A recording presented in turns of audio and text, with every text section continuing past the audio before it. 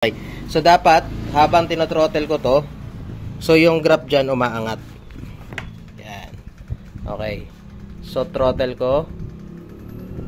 Yan. Okay. Yan. So ngayon try natin, pansin nyo dito sa may part na to. Yan. So bigla siya nagkakat. Okay, so meron tayo ditong ADB 150. So ang issue nito, so pag nagpo-full throttle daw, parang imbis na bumilis, bumabagal. Okay? So pag ganun yung motor nyo, so una nyo i-check yung inyong TPS. Okay? So ngayon punta tayo sa TPS. So yan, throttle sensor. So mapapansin nyo 0 degree yan. So okay lang natin para mas malinaw. So yung graph ang tingnan natin. Okay. So dapat habang tino-throttle ko to, so yung graph dyan umaangat. Yan. Okay. So throttle ko. Yan. Okay. Yan.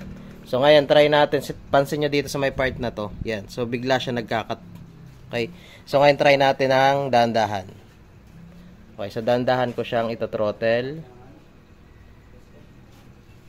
O yun. So mapapansin nyo, nag-drop siya dun sa part na yun. Pero yung throttle ko naka-steady lang. Okay. Yan. Isa pa. So to-throttle ko dahan-dahan. Yan. Ayun. So mapapansin nyo, nagda-drop siya dun sa may part na yun. Yan. Ayan na. So dun lagi sa may part na yun. So isa pa. Yun. Dumarap. Pero nakasagad yung naka-ano yung throttle natin. Sige sir, thank you po. Yan. Okay. So pag ganoon, so ang ibig sabihin no, ng problema niya is yung kanyang throttle position sensor or TPS. So ito 'yon sa part na to, sa may throttle body.